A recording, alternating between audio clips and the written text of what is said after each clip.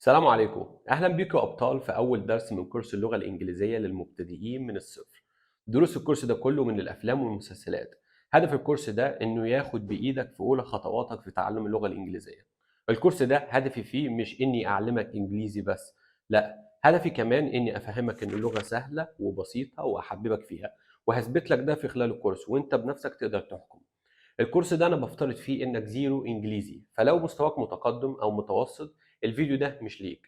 وانصحك انك تشوف كورس المصطلحات من الافلام والمسلسلات برضو، ولكن للمستوى المتقدم. من غير كلام كتير خلينا نبدأ بس بعد الانترو.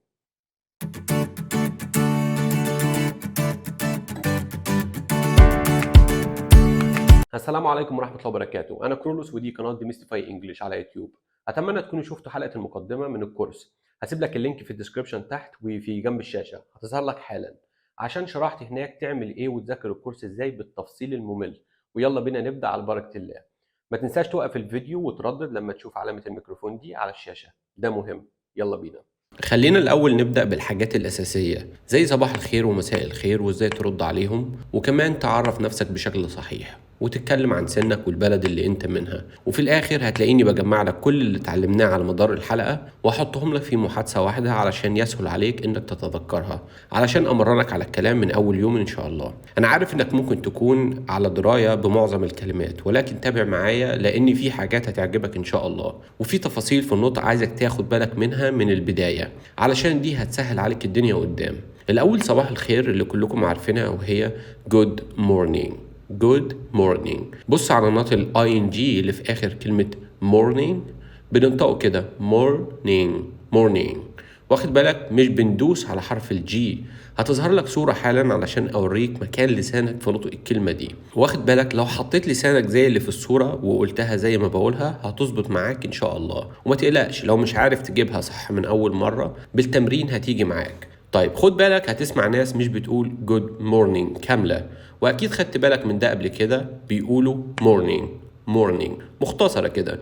انت قول اللي يريحك، الاتنين مفهومش مشكلة. حابب تقول الجملة كلها تمام، حابب تكتفي بس بكلمة morning برضو تمام. شوف الفيديو ده كده. Sir, Good morning. sir, Good morning. sir. Good morning. Good morning, Sally. Good morning, Sally. Good morning, Sally. Morning. What's going on? Morning. What's going on? Morning. What's going on? لما بتقول what is going on what is going on what is going on بيكون معناها في ايه او ايه اللي بيحصل. وطبعا الانجليزي مش زي العربي، اقول لك صباح الخير فترد عليا تقول لي صباح النور. الانجليزي اقول لك good morning ترد عليا يا اما good morning او morning بس، زي ما اتفقنا. تمام. طيب تعال اعلمك ازاي تقول مساء الخير. دي بالانجليزي ليها طريقتين والاتنين مقبولين، وتقدر تستخدم اللي انت عايزه، ولكن ليهم مواعيد.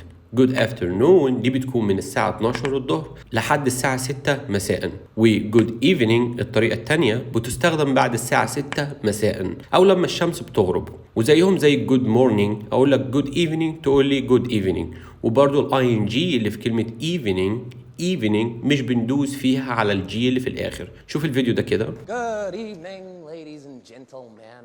Good evening, ladies and gentlemen. Good evening, ladies and gentlemen. Good evening. Good evening. Good evening. Good evening. Good evening. Good evening. Good afternoon, Diana. Good afternoon, Diana.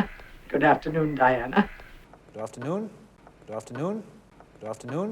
طيب قلنا صباح الخير ومساء الخير. تعالى بقى أعلمك إزاي تقدم نفسك في طريقتين. الطريقة الأولى إنك تقول مثلا صباح الخير أو مساء الخير أو هاي، بعدين تقول أنا أحمد مثلا. الطريقة التانية إنك تقول أنا اسمي أحمد. الاتنين تمام وتقدر تستخدمهم. تعالى أديلك أمثلة عليهم. هاي my name is أحمد.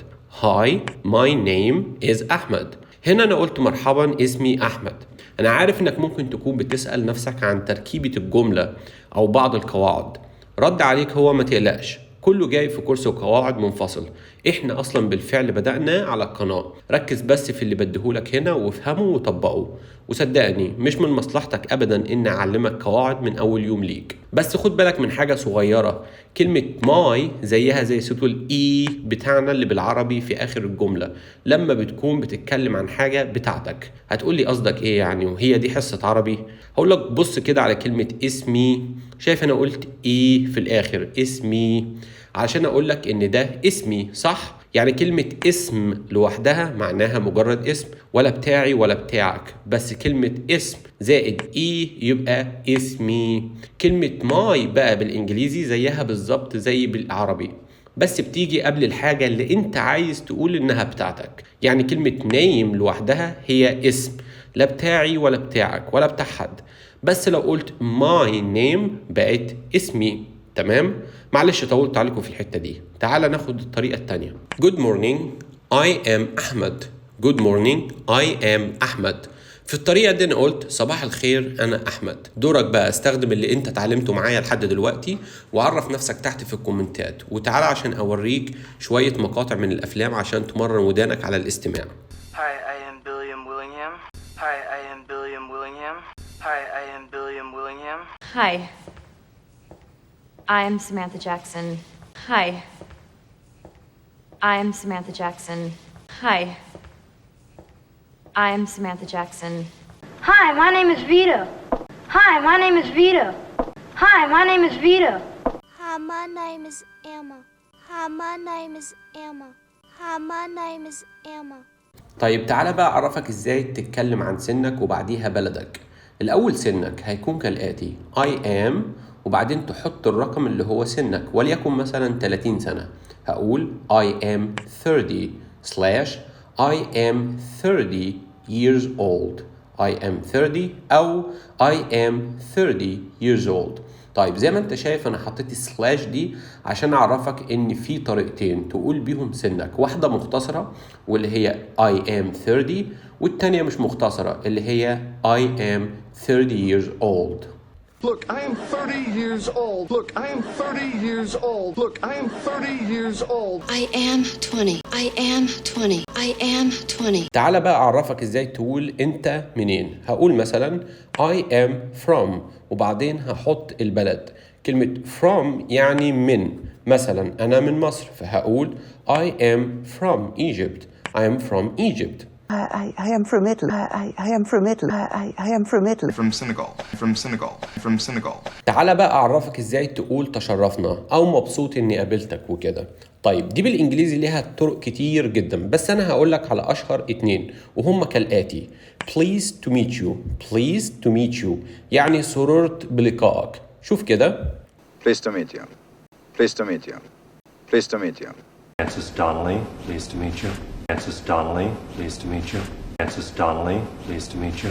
والطريقة التانية هي nice to meet you. Nice to meet you. Nice to meet you بمعنى سعيد بلقائك أو تشرفت بلقائك وإلى آخره. شوف كده. Nice to meet you. Nice to meet you. Nice to meet you. I'm Ripley. It's nice to meet you. I'm Ripley. It's nice to meet you. I'm Ripley. It's nice to meet you. انت دلوقتي يا بطل بقى عندك معرفة وكلمات كتير تخليك تبدأ محادثة مع اي حد، وبناء على كده عايزك تتخيل معايا الحوار الآتي. انت قابلتني وقلت لي مساء الخير، انا اسمي وليكن مثلا علي، وانا رديت عليك وقلت لك مساء النور، انا اسمي كرولوس، وانت هترد عليا وتقول لي تشرفنا، وانا هرد عليك واقول لك وانا كمان تشرفت، وبعدين هتقول لي ان عندك 25 سنة وانك من مصر، وانا هرد عليك واقول لك ان عندي 30 سنة واني من ايطاليا مثلا علشان انا بحبها. ها تعرف تعمل كده لوحدك؟ هديك فرصة 5 ثواني وانت تقدر توقف الفيديو من عندك وتاخد وقتك.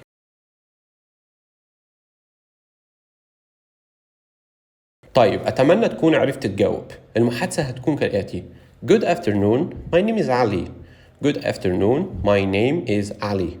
أنا هرد Good afternoon, my name is Krolus. Good afternoon, my name is Krolus. أنت هترد Nice to meet you. Nice to meet you. أنا هرد Nice to meet you too. Nice to meet you too. أنت هتقول I am from Egypt. And you? I am from Egypt. And you? كلمة and يعني و you يعني أنت. And you أنت. أنا هقول I am 30 years old from Italy. I am 30 years old from Italy. طبعا كنت ممكن أقول I am 30 from Italy. زي ما قلنا دي مختصرة واللي أنا قلتها مش مختصرة، وأنت تقدر تقول اللي أنت عايزه. طيب دي كانت نهاية الدرس بتاع النهاردة. أتمنى تكون الحلقة عجبتكم وأشوفكم الدرس الجاي إن شاء الله. شكرا جدا للمشاهدة والسلام عليكم ورحمة الله وبركاته.